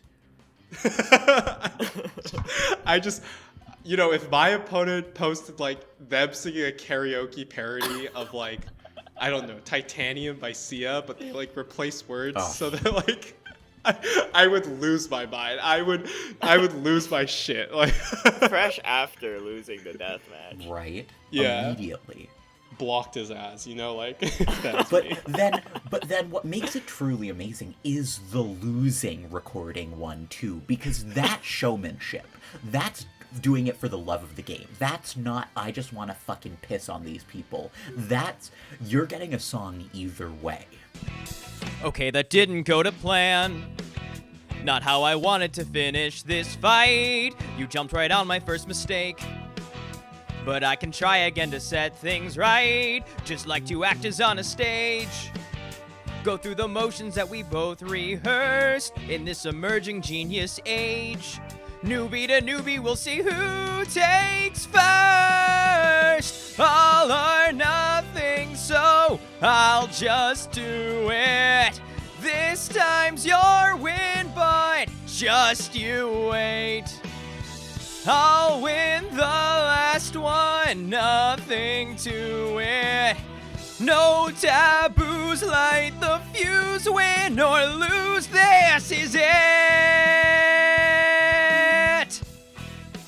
It's incredible.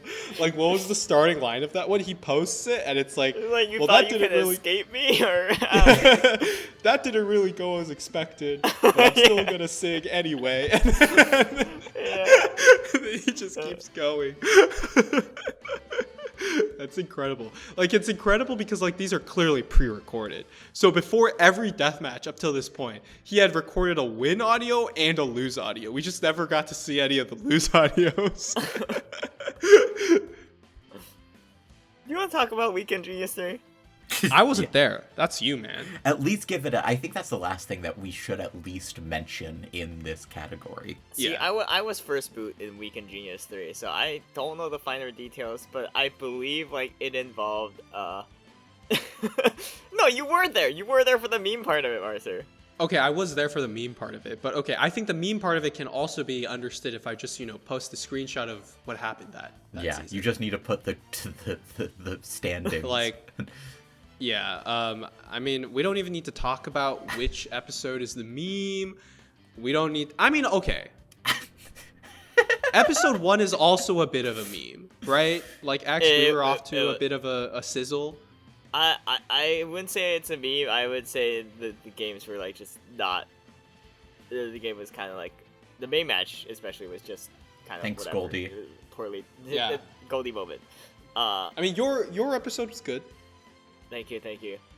No, but episode 4 is the clear outlier here, featuring an eliminated player coming back to double elimination, guest players for a deathmatch. Not to mention the games. Guess the number username is thinking of game. 3. Guess the number Sean is think of game. 3. Fight, talk, or peace, which I think was just a rock, round paper, of scissors. RPS. Just rock, paper, Yeah. scissors. It's Sean's meme version of rock, paper, scissors. And then the final match, the finals, was just titled auction. What could it be? That's great. Okay, so just to give a little bit more in-depth explanations of all this. So episode 4 is an episode hosted by Apple, who was the person who just got eliminated. And she hosts the Great Flower Plains, which is like Flower Field, but as a main match, whatever. And then for the DM, she hadn't prepared anything. So the DM was just going to be guess the number the winner is thinking of game. And it turns out the winner was username. So guess the number username is thinking of game, where, one person would get eliminated between Edan and Shardrin. Now the issue is Sean, who was spectating, was like, can I guess too? I think guessing numbers is fun. And it turns out Sean was the only one, like Sean was the guy who guessed closest to username's number. So Sean wins the deathmatch.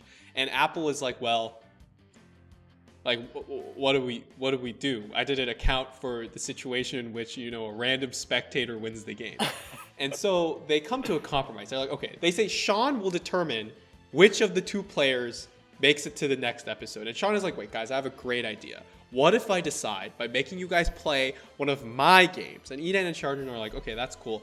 And then he reveals that his game is guess the number Sean is think of game. And I visibly remember like Shard's like laugh and groan like intertwined.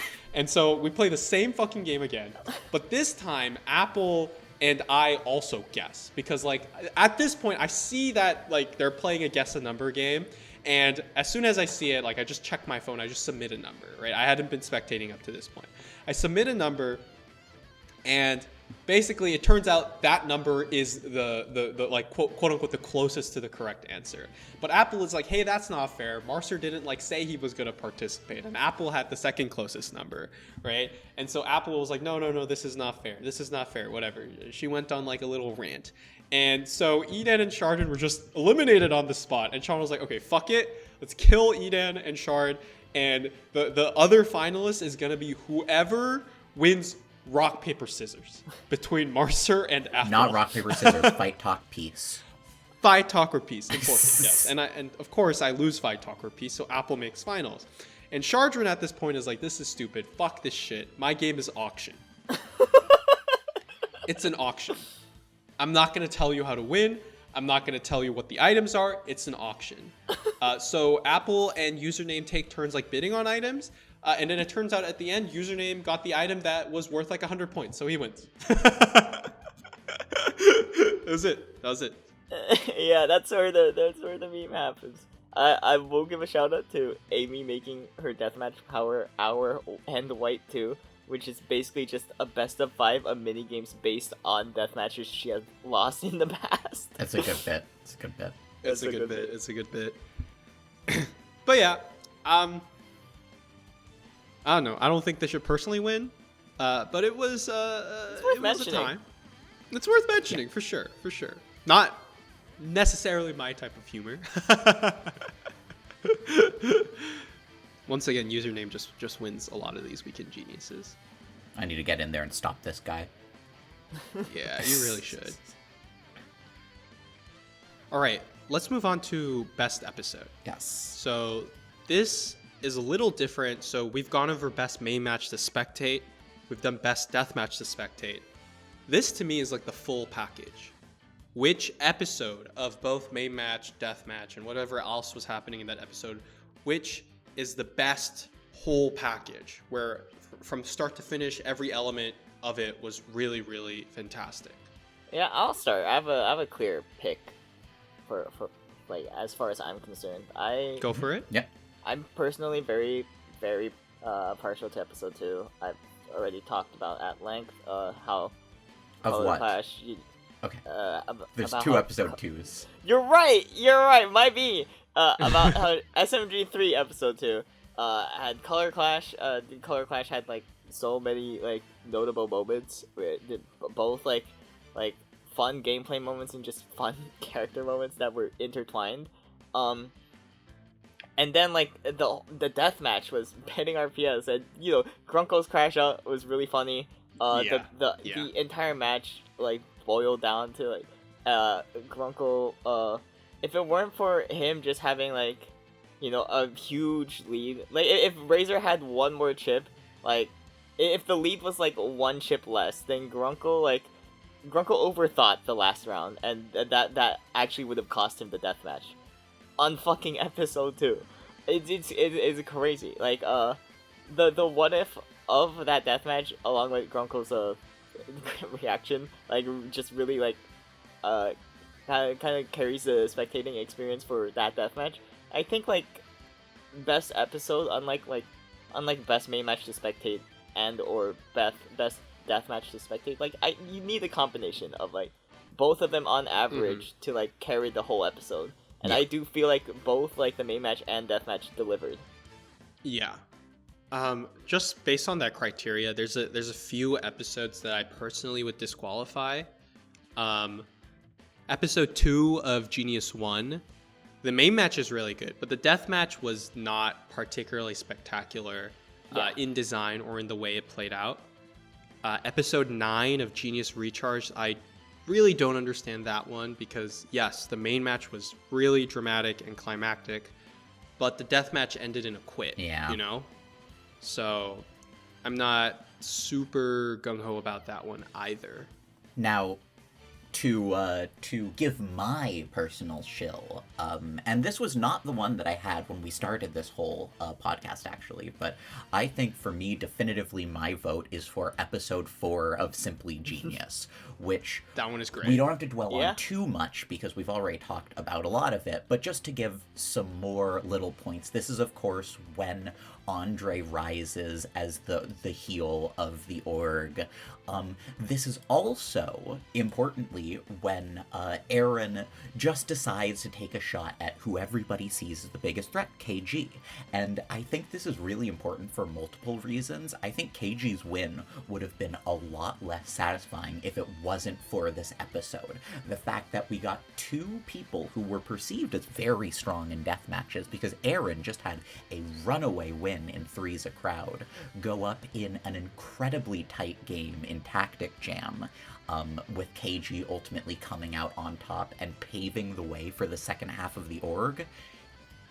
Although there are a lot of good candidates here, that one has my vote. Yeah, no, I agree with you because I think it is so pivotal for KG to have faced resistance. It's what makes his like run really, really fun and satisfying. And he proved himself that the game is good. The way the game played out is good. It was close. They were both very competent players. And I mean, we've already talked at length about what happened in the main match, right? That is just a main match to go down in history. So personally, I feel episode 4 of Simply Genius is one of my top picks here too. And so is episode 2 of SMG3. The third one that I would kind of put on the table is episode 1 of Genius 1. Yeah. That one is another one that's the other incredible. One I think you need to talk about. Yeah, because, I mean, Human Pyramid and Social Stratego, I think were both respectively nominated for the best MM and best DM to spectate categories. And, I mean, it's really a great package of stuff there. We've already talked at length about Human Pyramid and how the pyramid collapsed. There were all these crazy alliances, and then to put it all, to cherry on top is the underdog kind of victory, right? Someone nobody really saw winning, coming out to win. And that defines kind of the genius spirit for the rest of the org. And then the death match, I mean, we've talked also about this quite a bit, how there was an insane comeback, blunders back and forth, some incredibly funny moments, kind of hype moments in aura in general, just great. And the kind of storyline between both of these, right? because Social Stratego is a social game, I think that enhances the package, because the things that happened in the main match were directly influencing stuff that was happening in the deathmatch. So it's easier for me to view this as like one collective whole. Like as an episode from start to finish, it's cohesive, it's grandiose, and it's just really, really fun to watch. And I had a great time. I think it really, I mean, another thing was this was kind of the first episode in what would become a series of episodes of all newcomer orgs, and like this set the bar so high. That's a great point. Like, That's a great point. It was incredible to watch. Yeah. That was well spoken. Yeah. Thank you. No, I think for me, it's one of those three, pretty definitively. I do want to say, I like episode 11 of SMG3, but it also is a very self-contained episode, whereas I feel like the 3 episodes that we talked about all have very big impact on the storyline of the org. All of them are a lot earlier, of course, so they naturally contribute to that. And that makes them all shine, I would say. Yeah, I agree. All right, let's move on to the final category in the Moments Awards, and that is Best Play. This is kind of more generally just a play that you think was the most impressive in terms of win equity, in terms of, you know, overcoming the odds, things like that. There's a lot of repeats generally with both like best extreme ways, with some of the, you know, at best episodes, some of the stuff we were talking about earlier. Does anybody want to get us started? Well, I think to quickly touch up on 2 of the ones that we've sort of talked about already. Obviously, Apple cracking several codes to secure a victory in subliminal message, Genius Recharge, needs to be mentioned, because that's incredibly impressive. And when you look at wowed people the most, yeah, I was wowed. I also think that we haven't touched on the individual ones of these, but any of Amy's nominees here easily could win, in my opinion. I almost feel a little bad because I feel like this kind of does the campaigning for me. Most interesting to spectate, best main match player. I think it's just this definitely justifies best main match player right here, because all of them are just her doing incredible social maneuvering and specific taking advantage of the game's predictions. You get the full main match impressiveness here, and I feel like almost there's a risk that they'll take away from each other, but any of them deserves to win, I'd say. Oh, for sure. Like, I mean, I can loosely walk through them, but I mean, 2 of these are kind of similar. Like, the main match 5 one is Amy just betrays the Cake Sean alliance. We've talked about this, and she guarantees herself a victory with the Amaranth crew. And then main match 7, she does the exact same thing with the roles reversed. Somehow she regains Cake's trust. Obviously, Amaranth still has, still thinks she's a useful ally. She just turns it completely around, and she and Cake arrange a perfect lockout, and Amaranth is done. There's nothing Amaranth, Dems, Grunkle can really do. And so it's almost more impressive to me that she was able to do it pretty much back to back, right? Yes. Because like, okay, to be clear, like main match 6 doesn't really exist because Cactus quit, or didn't quit. She got ejected for being inactive. So back to back, she's able to earn the trust of like the major figures in the game and kind of control everything from the sidelines. And she just switches back and forth and shows her ability to social through pretty much anything. I thought those are really good. And then the main match 1 it takes a little bit more to explain. But basically, it was a game where like you wanted to not be on the same space as other people. It was relatively good to be alone. And so she and an alliance of 2 other people wanted to make a Triforce in a certain region of the board. But, you know, at the same time, Grunkle and his alliance are thinking, like, they're thinking one step ahead. They're like, okay, Amy and these 2 people probably going to build it here. So let's sabotage exactly there. Let's like push all of our chips in, go for a hard read. Then Amy reads that hard read and says, I feel like Grunkle's the type of person to hard read and move over here. So instead, I think we should go somewhere slightly suboptimal, but that keeps us away from Grunkle. And it turns out perfect read. Such a good Escapes, guarantees that she wins. Incredible. Just like that, it was over. Game ended there on the spot. So, I mean, any of these are incredible. I think all of Amy's plays are good, but I think, unfortunately, agree with Spicy that they're probably going to steal a little bit from each other. But also, like, you can vote for all of these. So if you think they're all impressive, you should vote for all of them. I did not really get to spectate, like, all of these when they happened. I don't know how I feel about Major Banshee's, like, play here.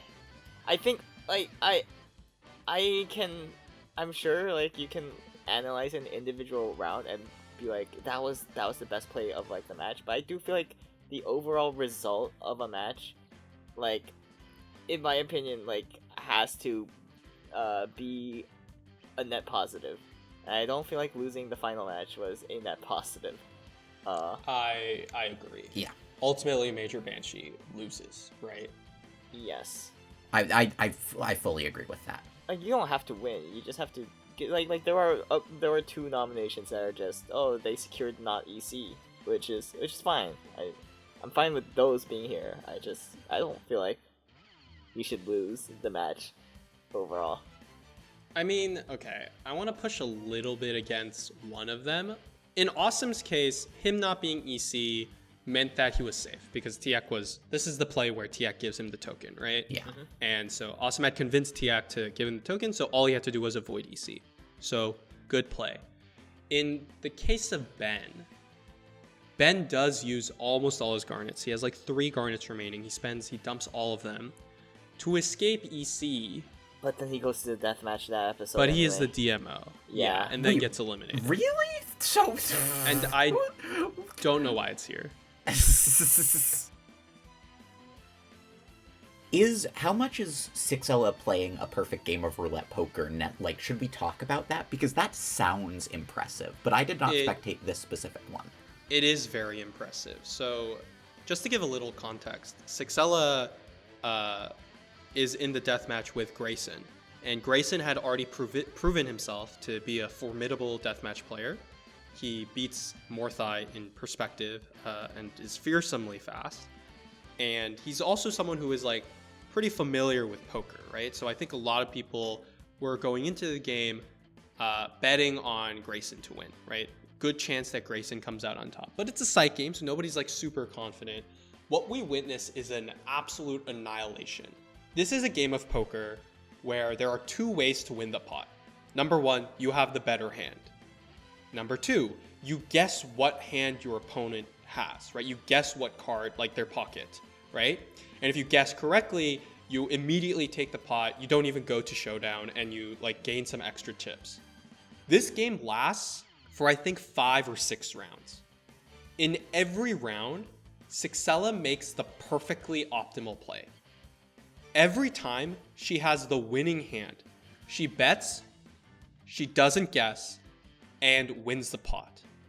Every round in which she has the losing hand, she guesses Grayson's card correctly and wins the pot. It's a poker game. Oof. We all know how long poker games take, right? Yep. The game ends like in 5 or 6 turns because Sixella never loses a round. It just like there's nothing Grayson can really do. Because, like, he bets when he has the better hand, Sixella guesses his hand. He, like, tries to push, tries to figure out what Sixella has, well, Sixella has the perfect hand to counter his hand. Like, it's just perfect. She makes the correct decision every time.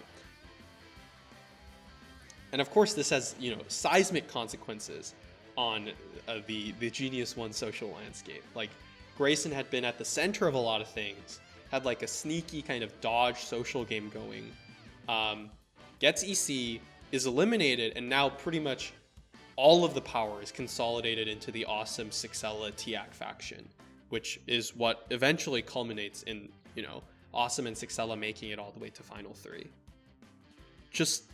I remember being dumbfounded. I literally did the math. and Sixella played a perfect game. She made every correct move. Yeah, that's just crazy. Yeah, I mean, I feel like you have to acknowledge it to some degree as a willing, because that's incredibly impressive, bottom line. Yeah, no, I mean, I've never seen a poker game end that early. And it wasn't that Grayson was really playing that badly either. Like, yeah, he made a wrong, call once, but he was, like bet sizing and everything. It just doesn't matter. It just doesn't matter if Sixella just knows what you have all the time. Like, just soul reads you every round. Marcer, sometimes I think the order of these categories should be different, because I don't know about X, but I feel like through talking about these, like, my opinions on best main match, best DM player have changed around. That's fair. That's fair. But it's a podcast, so. Yeah. I'm curious, what opinions do you think have changed a little bit? Well, I mean, definitively, I think Amy is best MM player. Let's go! Point. And I think you have to give at least... Sixel is so weird to judge, because she has as many good wins as she has bad losses, so... Yeah. I mean, also, like, Sixella does have, I think, 3 of those wins, of her 4 wins across, are psych matches. Mm-hmm. So it's, it's not as impressive to me. I like 4 wins is impressive, but it's, she's competing with people that have, also won, 4 or even more of, different types of skill sets. Mm-hmm. Yeah. That said, a perfect game of poker is something I don't think the community has seen. Yeah, this is definitely a very high. But yeah, I mean, from all the ones we mentioned, I think you really cannot go wrong, other than the Banshee and the Ben ones, because both of those ultimately result in a loss/elimination. But I think a lot of these are totally fair game, personally.